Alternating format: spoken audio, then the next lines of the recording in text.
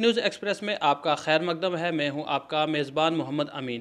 ناظرین، جس کی بات کی جائے، جس طرح سے مسلمانوں کا ایک اہم اور مقدس دن جس کو شب معراج کہا جاتا ہے، میں آپ کو بتاتا چلوں کہ شب معراج اس کو اس لیے کہا گیا ہے کیونکہ شب کہتے ہیں رات کو، اور معراج کے معنی ہیں اوپر جانے کے، یعنی کہ حضور پاک صلی اللہ علیہ وسلم کو اس دن جو حضرت جبرائیل علیہ السلام آسمان تک لے کر گئے تھے، اور اللہ تعالیٰ کے پاس جب انہوں نے دیدار کیا تھا، اور خاص کر کے جنت اور جہنم دیکھی اور کیا کیا اور ایسے وہاں کے نظارے تھے وہ دیکھے، تو اسی دن کو جو ہے شب معراج کے نام سے جو ہے اس کا نام دیا گیا ہے۔ اور اس دن کی کیا کیا اہمیت ہے، کیا فضیلت ہے، اس دن پر کس طریقے کے جو ہمیں عبادات کرنی چاہیے، اور خاص کر کے شرعی احکام کے مطابق جو یہ شب ہوتی ہے، شب کو لے کر کیا کیا جو احکامات دیے گئے ہیں، ان سب کی جانکاری حاصل کرنے کے لیے آج ہمارے ساتھ موجود ہیں میں انوار العلوم کے محتمم جناب حافظ عبد المجید صاحب۔ ان سے ہم جاننا چاہیں گے کہ آج کے اس دن کی فضیلت کیا ہے، اہمیت کیا ہے، اور خاص کر کے اہل اسلام کو مزید کیا ایسے شرعی احکامات ہیں جو اس دن کے حوالے سے یہ ان تک پہنچائیں گے۔ تو چلیے ہم سیدھا اب انہی سے بات کریں۔ جی حافظ صاحب، سب سے پہلے ہم آپ کا خیر مقدم کرتے ہیں اپنے اس چینل میں۔ شکریہ حافظ صاحب، جاننا چاہوں گا جس طریقے سے میں نے اپنے ناظرین سے عرض کیا کہ آج مسلمانوں کا بہت ہی مقدس دن ہے جسے شب معراج کے نام سے جانا جاتا ہے، پہلے یہ جاننا چاہوں گا کہ اس دن کی اہمیت کیا ہے، اور اس دن کو جو شب معراج کا نام دیا گیا ہے اس کی سب سے بڑی کیا فضیلت ہے؟ بسم اللہ الرحمن الرحیم۔ سب سے پہلے اللہ تعالیٰ کا شکر ہے کہ اس نے ہم سب کو مذہب اسلام کے ساتھ میں پیدا کیا ہے، جوڑ کے رکھا ہے، اور اس کے ساتھ میں یہ کہ ہم سب انبیاء کرام، صحابہ کرام، اہل بیت اطہار، اولیاء کرام کے ماننے والے ہیں، ان کی عظمتوں کے۔ ہم آپ کا بھی شکریہ ادا کرتے ہیں کہ آپ نے زحمت کی اور ٹائم دیا اور ہماری بات کو تمام لوگوں تک پہنچانے کی ایک کوشش کی ہے۔ سب سے پہلے میں جماعت اہل سنت صوبہ جموں اسٹیٹ کے جانب سے تمام سکان جموں کشمیر اور پنچ بالخصوص تمام عالم اسلام کو شب معراج کی مبارکباد پیش کرتا ہوں۔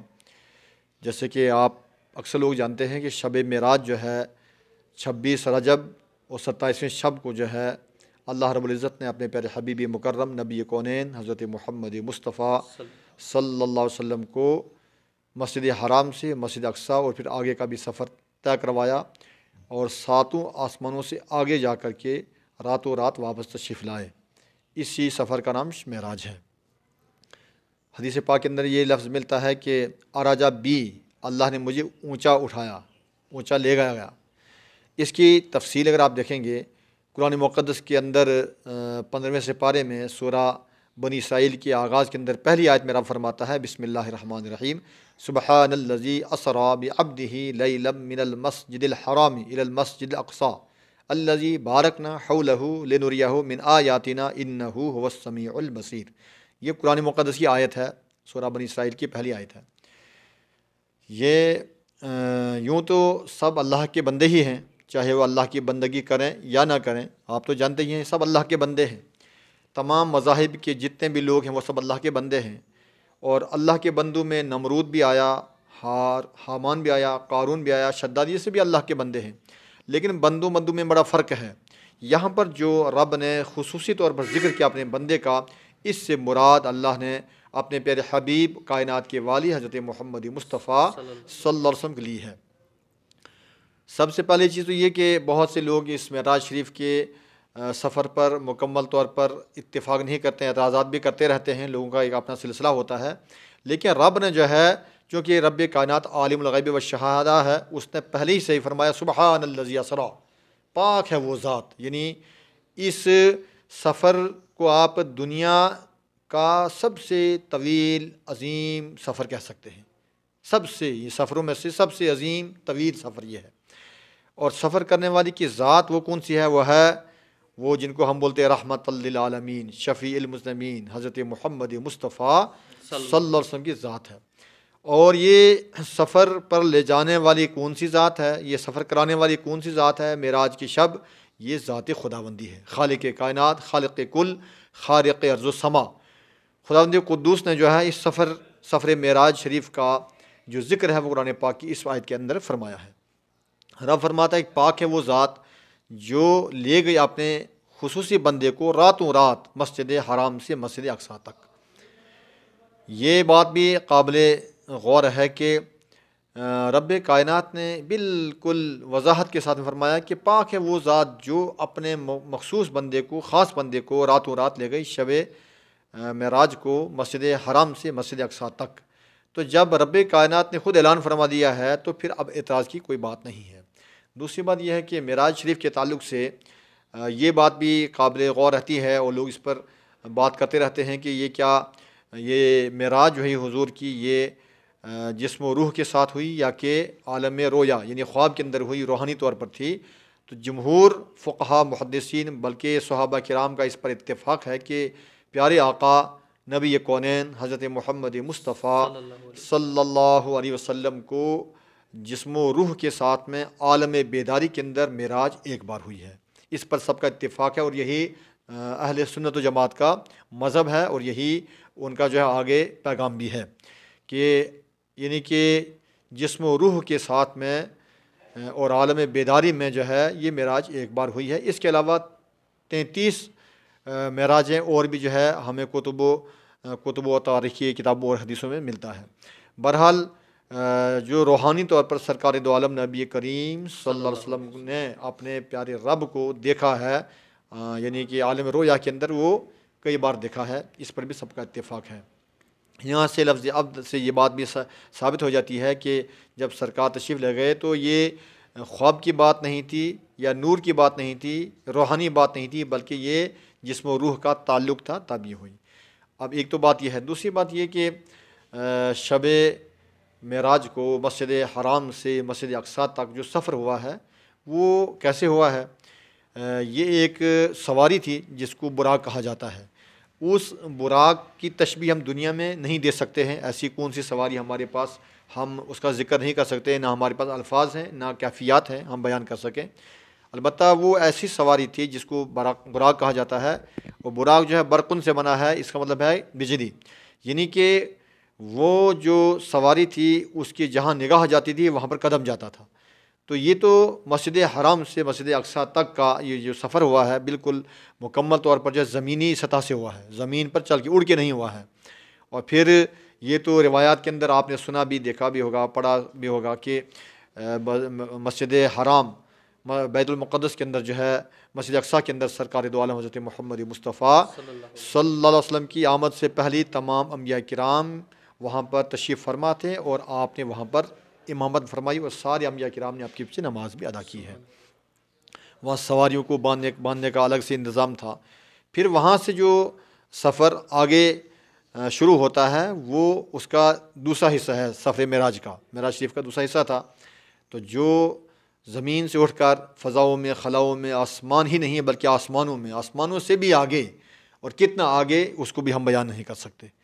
سدرۃ المنتہا ایک لفظ ملتا ہے قرآن مقدس کے اندر، تو اس کو بھی ہم بیان نہیں کر سکتے ہیں وضاحت کے طور پر۔ بہرحال وہاں سے جو سفر معراج سے واپسی کا جو ذکر ہے وہ قرآن مقدس کے اندر سورہ نجم کے اندر آپ نے فرمایا وَالنَّجْمِ إِذَا هَوَىٰ مَا ضَلَّ صَاحِبُكُمْ وَمَا غَوَىٰ وَمَا يَنطِقُ عَنِ الْهَوَىٰ إِنْ هُوَ إِلَّا وَحْيٌ يُوحَىٰ۔ بڑا پیارا نفیس جو ہے وہ بیان ہے اس کے اندر سرکار دو عالم نبی کریم حضرت محمد مصطفیٰ صلی اللہ علیہ وسلم کے سفر معراج سے واپس آنے کی۔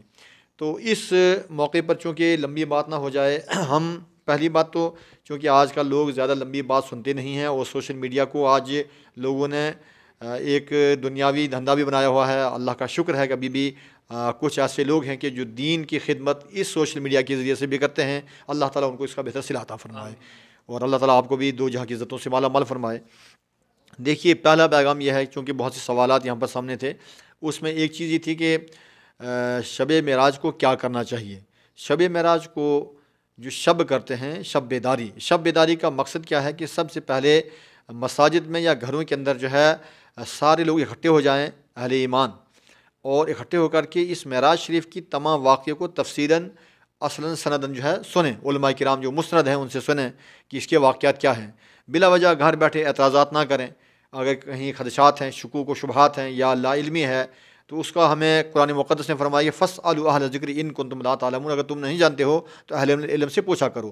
تو گویا کہ شب معراج کو یا شب برات کو اللہ تعالیٰ نے جو ہے یہ ہمیں ایک موقع عطا کیا ہے کہ ہم اکٹھے ہو جائیں، تو یہ اچھا غنیمت موقع ہے۔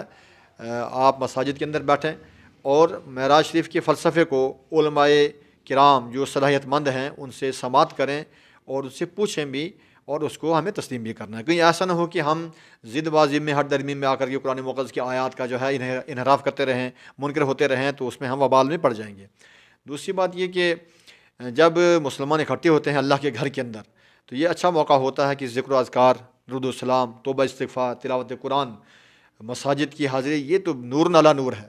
اگر یہ موقع ملے، آج دنیا کے اندر ہر انسان نفسی نفسی دنیا کی اس دوڑ میں لگا ہوا ہے. ہمیں آرام ہو، آسائش ہو، سکون ہو، پیسہ ہو، گاڑی ہو، مکان ہو، اچھی جو ہے ہماری زندگی ہو، لیکن اس سے پیسہ ہمیں سکون نہیں دے سکتا ہے حصول کر کے، بلکہ سکون ہمیں کہاں ملے گا؟ الا بذکر اللہ تطمئن القلوب.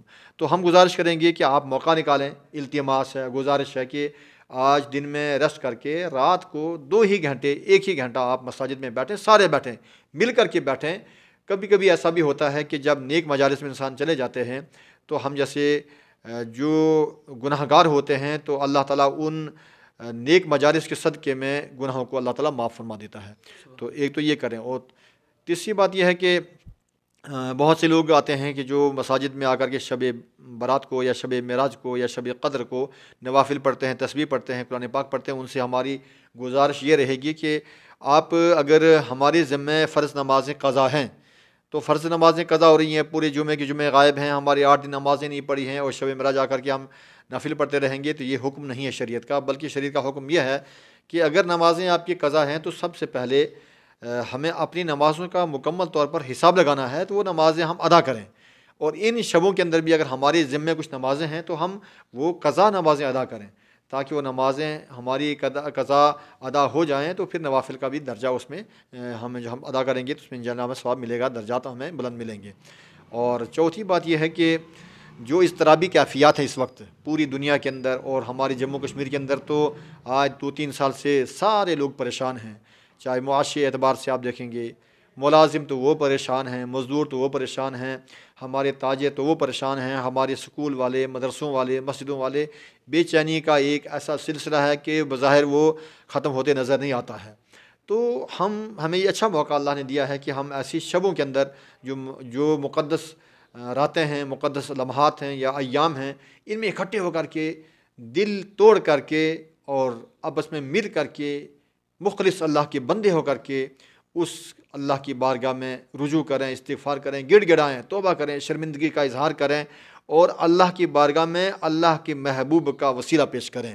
اللہ کے محبوبین چاہے انبیاء ہوں، اولیاء ہوں، صحابہ ہوں، اہل بیت اطہار ہوں، ان کا وسیلہ پیش کریں. یہ اللہ کے پیارے بندے ہیں، مقتدر بندے ہیں اور اللہ کے محبوبین ہیں، متقین ہیں، صالحین ہیں. ان کے وسیلے سے دعا کی جائے تو اللہ تعالیٰ رحم کرے گا. یہ بدامنی، یہ بے چینی، یہ پریشانی انشاءاللہ دور ہو جائے گی. اور اسی کے ساتھ میں ہم ایک پیغام یہ بھی دیں گے، چونکہ مذہب اسلام جو ہے تمام طرح کی حقوق جو ہے ہمیں سکھاتا ہے، بتاتا ہے. ہمیں مساجد کے اندر بھی جو ہے شب بیداری کی موقع پر ایسا کوئی کام نہ ہمیں کرنا چاہیے کہ جس سے ہمارے محلے کے، ہمارے پڑوس کے، ہمارے ارد گرد کے لوگ پریشان ہوں. مثال کے طور پر بچے اکٹھے ہو کر کے گلیوں میں ناچنا، گھومنا، شور مچانا، اس سے شب بیداری کے بجائے انسان بہتر ہے کہ گھر میں سو جائے تاکہ کسی کو تکلیف نہ پہنچے. ایسے لاؤڈ سپیکر کو کھول کر کے پوری رات ہم جو ہے تقریریں اگر کرتے رہیں گے تو ہمارے اس عمل سے بھی لوگ جو ہے پریشان ہوتے ہیں. تو اس سے بھی ہمیں احتیاط کرنی چاہیے، بلکہ ہمیں اندر کے لاؤڈ سپیکر استعمال کرنے چاہیے تاکہ کسی کو تکلیف نہ پہنچے. اور اس کے علاوہ جو تبرکات کا اہتمام ہوتا ہے کھانے پینے کا، بعض دفعہ ایسا بھی ہوتا ہے کہ ہم تبرکات کو تو ہم وہاں پر جو ہے اس کا انتظام کرتے ہیں، لیکن کھانے پکانے میں جو ہے بہت سی بے احتیاطی ہوتی ہے تو اللہ کے گھر کی بے حرمتی ہو جاتی ہے. اس پر ہماری گزارش یہ رہے گی کہ آپ حضرات جو ہے تبرک کا اہتمام کریں تاکہ مسجد کی بے حرمتی نہ ہو، تقدس بحال رہے. اور ہمیں احتیاط کے ساتھ میں، یعنی کہ کوئی بھی ایسا عمل نہ ہو کہ جو ہم ثواب کی نیت سے گئے تھے لیکن وہاں سے کوئی گناہ لے کر کے واپس نہ آئے.